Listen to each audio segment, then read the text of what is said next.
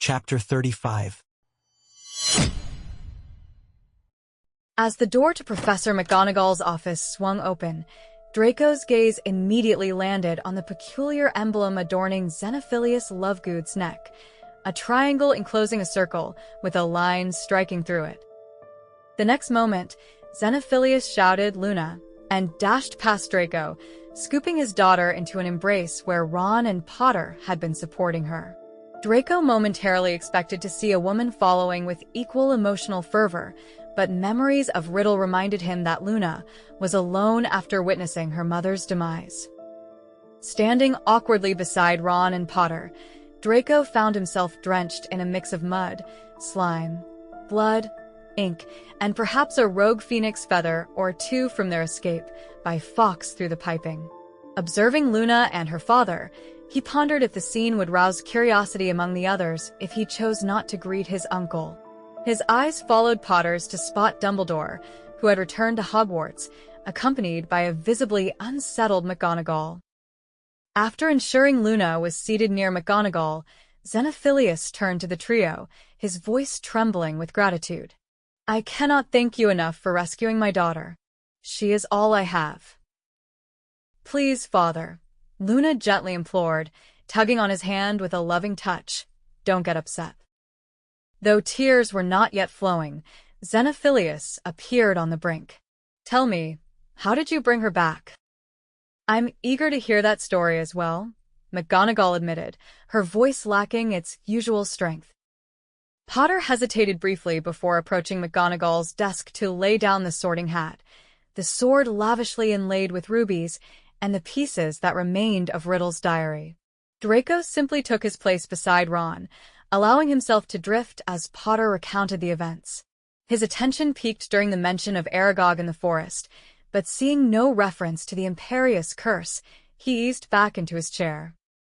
"Now," McGonagall interjected, "I understand you broke countless school regulations to find entrance, but how did you all make it out alive, Potter?" Potter continued his tale until it seemed impossible to do so without implicating Luna. Draco understood why Potter now focused on him, remembering his claim of a family connection to her. Ginny Weasley had escaped expulsion, after all. "What intrigues me most," Dumbledore said softly, "is how Lord Voldemort managed to bewitch Luna, especially when he is reportedly in seclusion in the Albanian forests." "Bewitched?" Xenophilius echoed fearfully, clutching Luna closer as silent tears streaked her cheeks, suggesting a dawning realization of her actions. "What happened to my daughter?" "This diary," Potter quickly explained, lifting it towards Dumbledore. "Riddle penned it during his 5th year." Dumbledore took the diary, scrutinizing its charred, waterlogged pages through his crooked spectacles before turning a slow, keen gaze on Draco. "Intriguing. I assumed this was long gone." Apparently, a strained voice came from above. "I was mistaken." "Severus!" Draco exclaimed, launching himself at his professor for a rare embrace. After all, Draco thought, with what he'd just endured, he deserved it, basilisk blood stains notwithstanding. And if Severus couldn't see the Slytherin's merit in that— "Draco," Severus intoned, gently extricating himself to study Draco's grimy state with a disapproving eye. "I arrived as soon as I was informed." Then, with a glance full of disdain towards Potter, "It seems Mr. Potter has entangled you in danger once again." His scorn was muted by resignation as he turned his attention back to the diary. "A basilisk was involved, I believe? My oversight in not ensuring its destruction is grievous. Headmaster, I should consider my resignation." "You mustn't," Draco declared, reaching for his wand. "Or perhaps," Xenophilius interjected, placing a reassuring hand on Luna's head, "my daughter must learn to be more discerning with unknown magical items.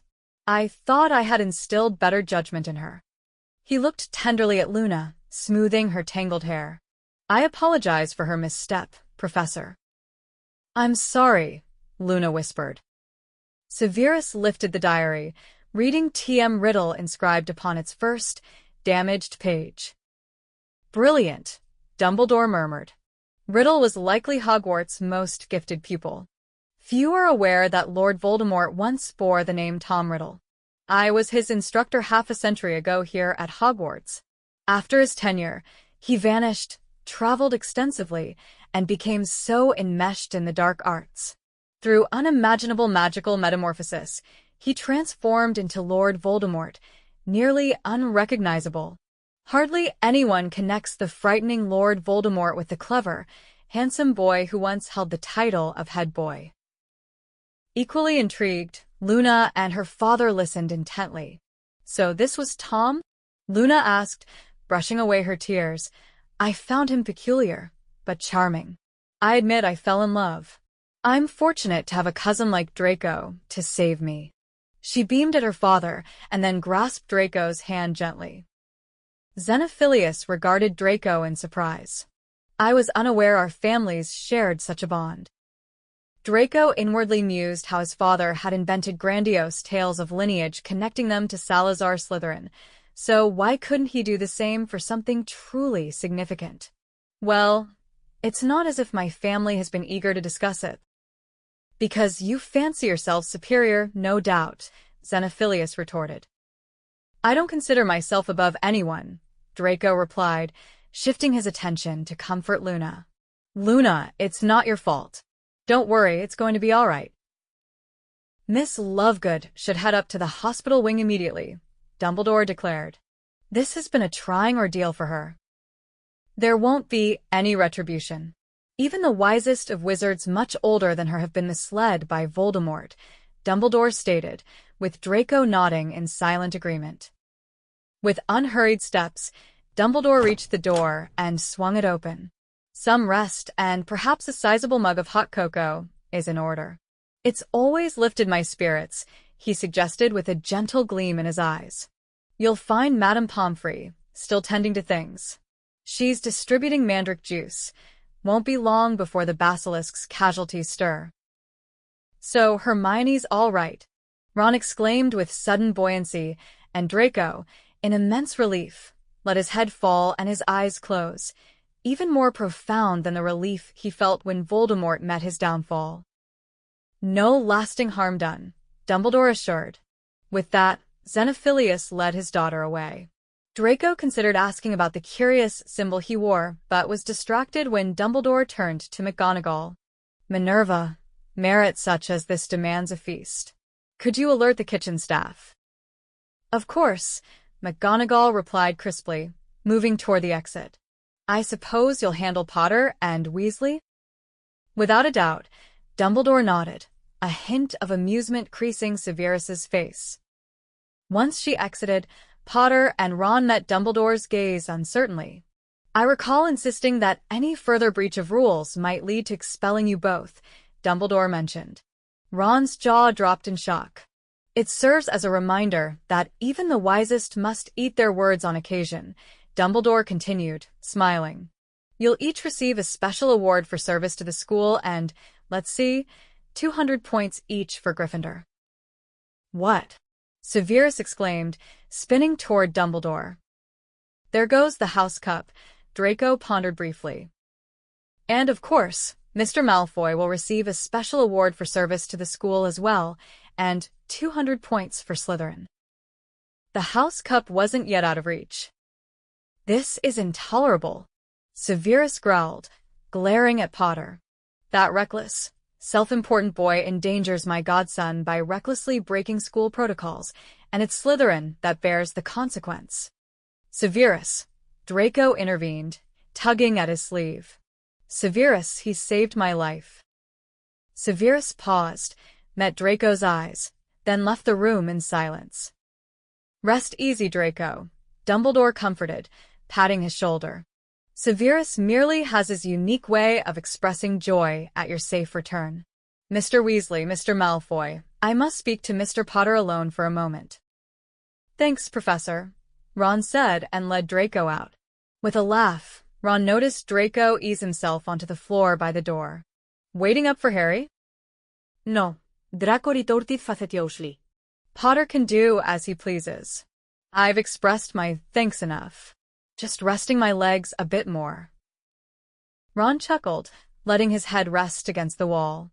Merlin's beard, Draco. During all that, I kept thinking, if you hadn't swiped that diary away, might it have been Ginny down there? No telling. Draco lied smoothly. Besides, didn't exactly. I'm trying to say thanks, you blockhead, Ron insisted, giving him a gentle shove. They burst into laughter together. Thank you, Ron, Draco whispered, both still reeking of sweat and grime, yet not caring a whit. Relief washed over him anew. For keeping me steady while Potter battled the basilisk. Even as you kept me grounded, Ron chuckled when a small voice erupted above them. Draco Malfoy achieves marvelous deeds.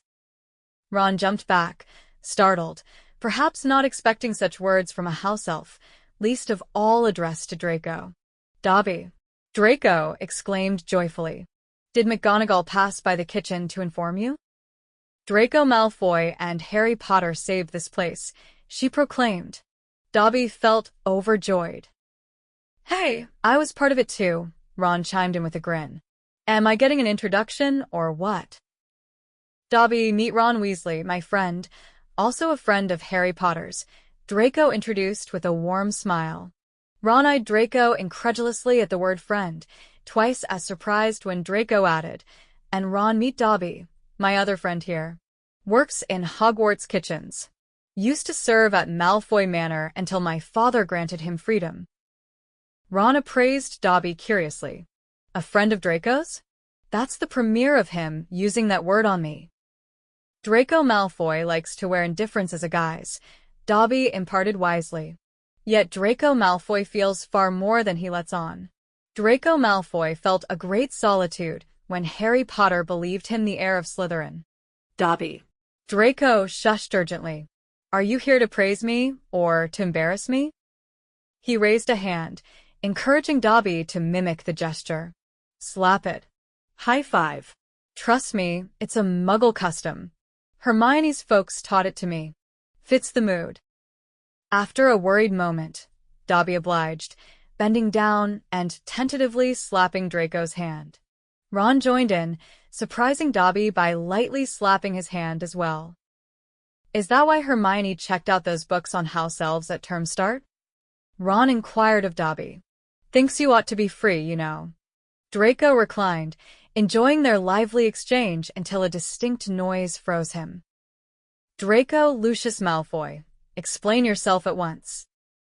The lively talk ceased. Dobby struck mute at the ominous approach of the cane. Draco raised his gaze to meet his father's, catching the disapproving scan of an eye passing over the three of them, his once pristine son now marred with dried gore and grime, beside a similarly dirted Weasley boy.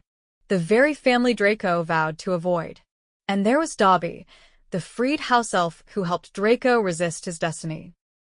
Sitting on the cold stone floor of the corridor, Draco and I were deep in conversation. The dim light created a serene ambience as we sat side by side, exchanging stories and laughing softly.